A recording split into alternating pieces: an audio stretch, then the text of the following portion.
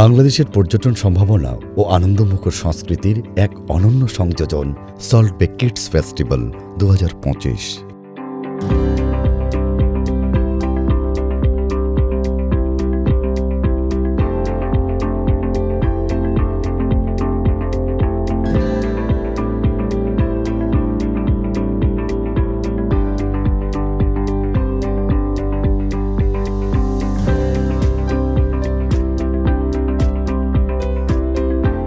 তিন দিনব্যাপী এই বর্ণাঢ্য আয়োজন অনুষ্ঠিত হয় রাজধানীর আগারগাঁওয়ে বাংলাদেশ চায়না ফ্রেন্ডশিপ কনফারেন্স সেন্টারে।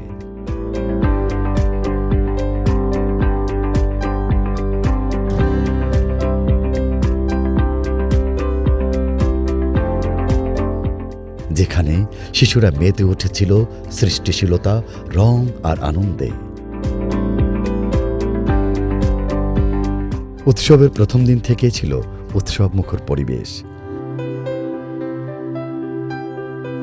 শিশুরা অংশ নেয় চিত্রাঙ্কন প্রতিযোগিতা, গেম সেশন এবং সৃজনশীল কর্মশালায়।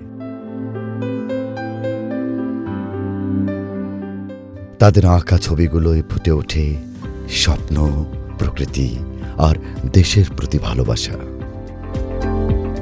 অভিভাবকরা অংশ নেন আলোচনায় শিশুদের মানসিক বিকাশ, শিক্ষায় সৃজনশীলতার গুরুত্ব ও পারিবারিক সম্পর্কের মেলবন্ধন নিয়ে। অনুষ্ঠানে উপস্থিত ছিলেন সল্ট বে হোটেল অ্যান্ড রিসোর্টসের চেয়ারম্যান মারুফ সাত্তার আলী। তিনি বলেন, আমরা শুধু আতিথেয়তা নয়, ভবিষ্যৎ প্রজন্মের জন্য এক সুন্দর অভিজ্ঞতা তৈরি করতে চাই। শিশুদের মধ্যেই আমাদের আগামী দিনের বাংলাদেশ। তাঁর মতে, কক্সবাজারে গড়ে ওঠা salt Bay hotel and resorts কেবল একটি হোটেল নয়, বরং দেশের পর্যটন ও সংস্কৃতির বিকাশে এক নতুন অধ্যায়।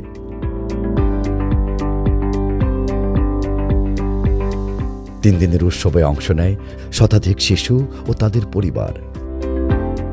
রঙে, হাসিতে আর খেলায় মুখরিত ছিল পুরো বলরুম। বিজয়ীদের হাতে পুরস্কার তুলে দেন অতিথিরা, আর চারপাশে বাজছিল উচ্ছ্বাসের করতালি। সবার মুখে ছিল একটাই হাসি, শিশুদের জন্য এমন আয়োজন আরও বাড়ুক, আরও হোক নিয়মিত। এই আয়োজনের মধ্য দিয়ে salt Bay hotel and resorts শুধু একটি উৎসব নয়, বরং দায়িত্বশীল আতিথেয়তা ও সাংস্কৃতিক উন্নয়নের প্রতীক হিসেবে নিজেদের তুলে ধরেছে। তাদের লক্ষ্য বাংলাদেশের পর্যটন শিল্পকে আগামী দশকে আরও উজ্জ্বল, আধুনিক ও বিশ্বমানের পর্যায়ে নিয়ে যাওয়া। রঙে রঙে, স্বপ্নে স্বপ্নে ভরে উঠেছিল তিনটি দিন।